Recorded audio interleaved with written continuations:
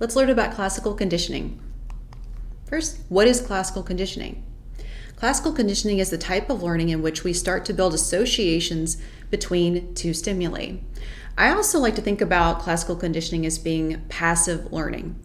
And what I mean by this is that the organism that's being trained or the organism that's learning doesn't have to actively do anything. No action is required from the organism in order to have this learning occur or this conditioning occur. What this type of conditioning allows for us to do is to start anticipating events. So if two events occur together consistently, we start to anticipate one event because of the occurrence of the other event. So let's look at how it works. Things or events are repeatedly paired or occur together. One thing or one event serves then as a predictor for the other one. That is, it occurs slightly before the other event, and they are always paired and occur together. So let's take a look at an example of two different things. So here we have food and a bell. So if we look at here at our dog on the left, the dog is being presented with food. The dog innately starts to salivate, or just naturally starts to salivate in the presence of the food. We call the food the unconditioned stimulus because the dog doesn't need to be trained to salivate to the food. That just occurs naturally. Now here, the salivation of the dog is referred to as unconditioned response, or the UCR for short, basically because this response, the salivation, doesn't need conditioning. Again, the dog will just naturally salivate in the presence of the food. Now, if we look at the bell on the right, the dog's not doing anything because, it doesn't have anything innately to respond for the bell. For example, if the bell's ringing and the bell doesn't signify anything because it's not been paired with anything before, it doesn't have a meaning by itself. So note that the dog's not doing anything. Now, what happens though if we pair the two together? Previously, we would call this bell the neutral stimulus because previously it's not yielding any kind of response from the dog. But again, what happens if we pair the two together? So in this case, we take our two things, the food and the bell, and we pair them together. So this would be during conditioning. We pair our unconditioned stimulus, which is the food, with the neutral stimulus of the bell. So we present food and bell simultaneously together. And what happens? After a while, after conditioning, after repeated pairings, the dog will start to salivate to the presence of the bell alone. Now the bell has conditioned property, and we now call the bell the conditioned stimulus. And the salivation that the dog yields in response to the bell, we call the unconditioned response. Now, how does classical conditioning occur in our daily lives? I like to call this unconscious learning because it happens mostly without us even being aware of it, and it starts very early in life. A great example I can give, because I have 3 kids and I've been through this many times, is sleep training, or sometimes we can call it maybe occasion setting. So how to set the occasion for sleep. So if you think about, you have a baby, what do you do to get that baby ready for bed? You might do any number of things. You may read them a story. You may give them a bath. You may turn the lights down low. You may even use something like a sound machine with soothing lullaby sounds or something. You do all of these things that are associated with bedtime, right? But remember, you're dealing with a new baby. So that baby doesn't have those associations yet, but you're building them, right? You do all of these things before you put the baby to sleep. And before long, if you're very, very consistent and you do all of these things and you always present these things slightly before and paired with going to bed, before long, what happens? These things start to signify to the baby that it's time to sleep. And before long, the presence of these things, the baby will start to become sleepy and just go to sleep, and that's just what happens. We start to do this very early in life, but we have to be very consistent in our presentation of the stimuli that have become associated with or conditioned to signify sleep. Now, something else to note though is that some associations are more easily trained than others. For example, if you have something that has a certain type of smell or something like that, you may be more readily able to associate that with an illness versus something that's like a visual stimulation, something that you might see. An off smell might be way more closely tied or related to something that might make you ill. Those things are much easier to be paired and associated with. Those things are learned much easier than things that just seem not to really go together. So that's something to take into account if you're trying to train a certain behavior. Some things seem to make more sense and are more easily trained than other things.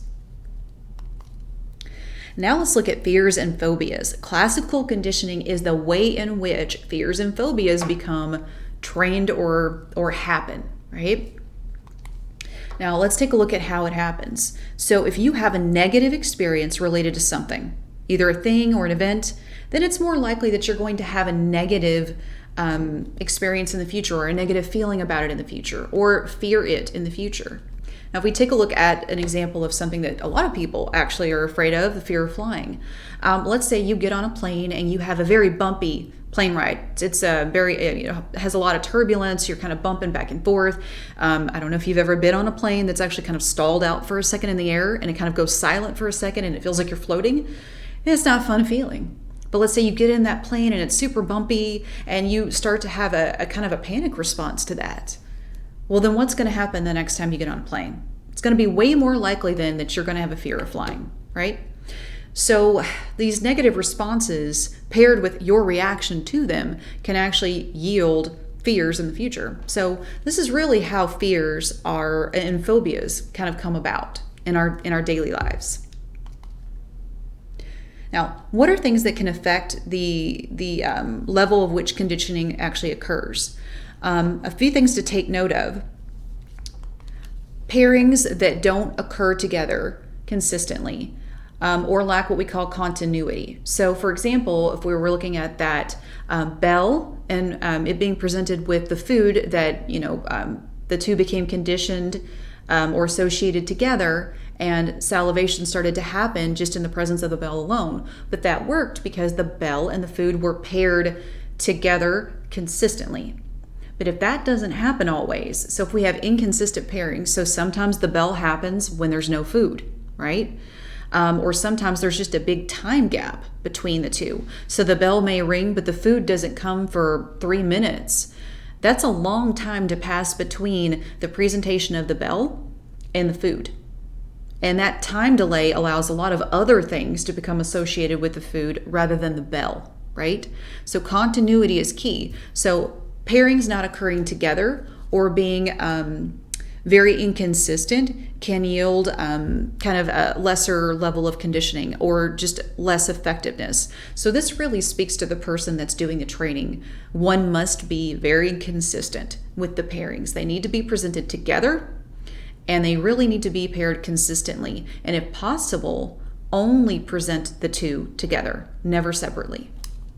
Now, if this does happen though, if pairings aren't occurring, especially if they're not occurring at all, the results eventually will be extinction or just a reduced or lack completely of responding in as a result of being presented the conditioned stimulus. So what that means is that with our bell example, if the bell and the food haven't been paired together at all anymore or very, very paired very inconsistently, what's going to happen over time is that the dog is going to stop salivating altogether to the bell because the bell no longer predicts the presence of food.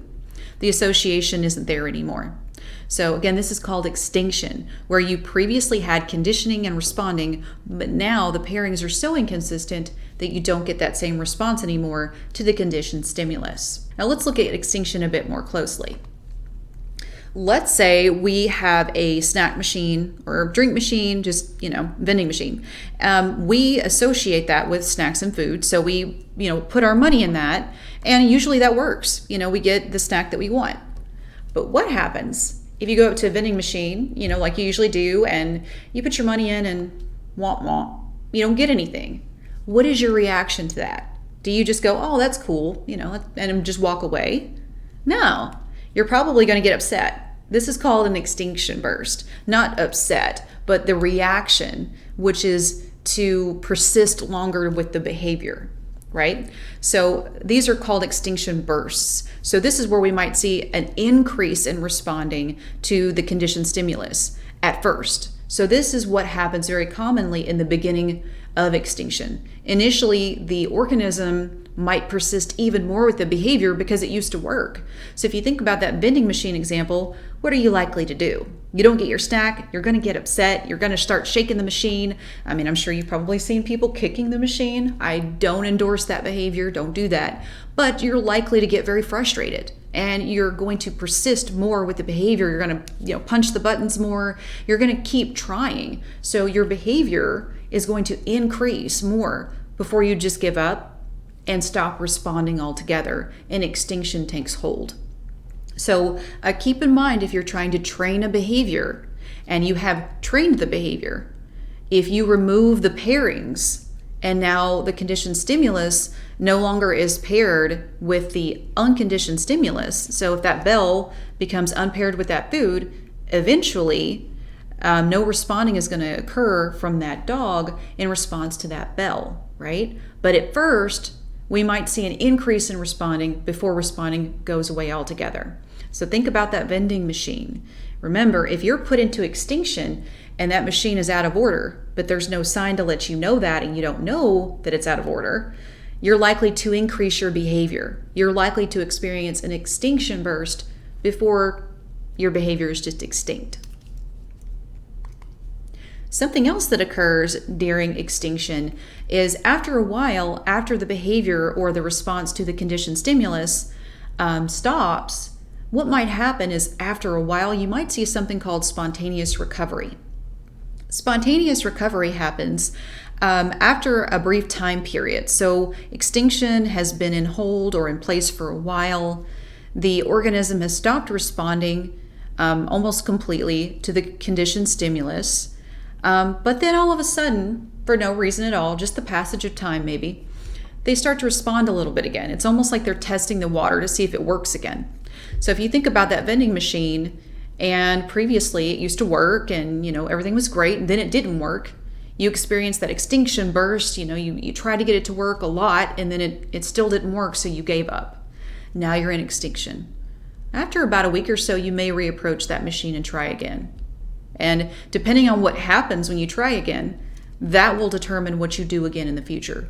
If it happens to work that day, you're likely to engage more and start performing that behavior again. But if it still doesn't work, then behavior is likely to continue in extinction and decrease or completely go away at that point. Now, if we reapproach again in our daily lives, things about classical conditioning to consider is that it's easier to discriminate or tell the difference between distinctive items or events. So items that are easily discriminable or able to very quickly be, it's very easy for you to tell the difference between the two. That's really important to consider when looking at how effective your conditioning will be. So, for example, if we're considering somebody who might be colorblind, you want to take that into account. If someone can't see colors, but you give them stimuli that are colored, that might be a discrimination for them to make. If they can't tell the difference between red and green, then if your stimuli you're using are red and green, you're going to have a very hard time training them to do a certain behavior. You want to keep this in mind when you're working with dogs. They don't see the same that we do, right? So in general, you want to keep in mind, how discriminable are your cues or are your stimuli that you're using? You want to use things, if possible, that are very easy to detect the differences. If possible, it might even be good to do something like choosing a visual and an auditory stimulus because those are very different from one another. Now, something that is possible if you don't choose things that are easily discriminable or easily, you're easily able to tell the difference between them. If you don't do that, if you choose things that are, very closely related to one another, it's possible that you could get some generalization that occurs. And what this means is that you're going to see similar responding from your subject to both stimuli even though that may not be your goal, purely because they're very similar to one another. So, for example, if you are working with a subject and you use colored things, and you're using a blue, a green, and a red, if you train your subject, let's say you're working with a pigeon, for example, and you train that subject to peck blue, but not peck red, they learn that very quickly. But what happens when you give them green? Green is closer to blue. At first, they may actually start responding a bit to the green because it is a little bit more similar to blue. So we want to keep that in mind. If stimuli are very closely related to one another, maybe visually they look very similar, then you may see some generalization. We do this a lot. For example, if you were to eat something like a nut or something like almond or something like that and become ill, you may then generalize that illness to other types of nuts as well. Now all of a sudden you may not want to consume pecans, walnuts, anything like that because they remind you of or are similar to those almonds. So you want to keep that in mind when you're choosing stimuli to train a subject. You want to keep in mind how discriminable your stimuli are. And if they're not very discriminable, you might get something which is called generalization, where you get similar behavior responding to both stimuli, even if that's not necessarily your goal, purely because they look similar or just are similar in either visual cues or how they sound, for example, whatever the cues are, whatever the stimuli are you've chosen, if they're close enough together, you might get similar responding. So you want to keep that in mind when you're choosing what you're going to use to train your subject. Now, further things to keep in mind if you want to condition something well. Again, we just talked about choose highly discriminable stimuli that you can easily tell the difference between. Continuity is also key. So our neutral stimulus that we're starting out with, we want to always pair that closely with the unconditioned stimulus. If possible, choose something as your neutral stimulus that will never be presented without the presence of the unconditioned stimulus. That way, your subject's only experience with that neutral stimulus is when it is paired with the unconditioned stimulus. If we revisit the dog example, that bell was conditioned so well because it was only presented with the presence of food. If that bell had sometimes occurred outside of food presentation, then the conditioning wouldn't have had as a large effect. Okay, so if possible, always present the two together and only present the neutral stimulus with the unconditioned stimulus. Also make sure pairings consistently occur. So figure out some schedule and stick to it. And if you want to extinguish a response, so if you have some behavior that you'd like to get rid of, the main thing that you can do is give more experience with that. So for example, a fear response. The best thing you can do is experience your fear, right? Specifically experience the conditioned stimulus without the unconditioned stimulus. So if we think back to our example of that bumpy airplane ride, if possible, the thing to do is to experience that bumpy airplane ride and really try to remain calm through it, and hopefully that particular airplane ride, maybe it won't be so bumpy, maybe it will be okay, and it will be a little smoother. And if it is a little smoother and you are able to remain somewhat calm, then you walk away with a more positive experience. And the more experience that you have without the negative effects of that anxiety that you experience, after a while, flying might not seem so bad, but the experience is the key. In particular, when the pairings rarely or inconsistently occur. So hopefully, the more plane rides you would take, the less bumpy you would experience them being, and in particular, your anxiety level would be a bit more reduced because you have more experience with a better plane ride. So essentially, your anxiety and the plane ride are being kind of pulled apart. They're not occurring together at all, hardly at all, or very inconsistently. So you're more able to manage your fear because you have experience of flying in a more, positive way. So the more you experience that conditioned stimulus with no ill effects, the less you'll likely respond to it. So the more, flights that you get on, and the more times you fly and there's no, crazy things that might happen, scary things like, bumpy turbulence and all that kind of thing, the less you experience that, the more likely it is that your fear will be reduced and you'll feel good about that. So I hope that helped you understand what classical conditioning is, how it works, how to do it effectively, and how to extinguish unwanted responding if that's your goal.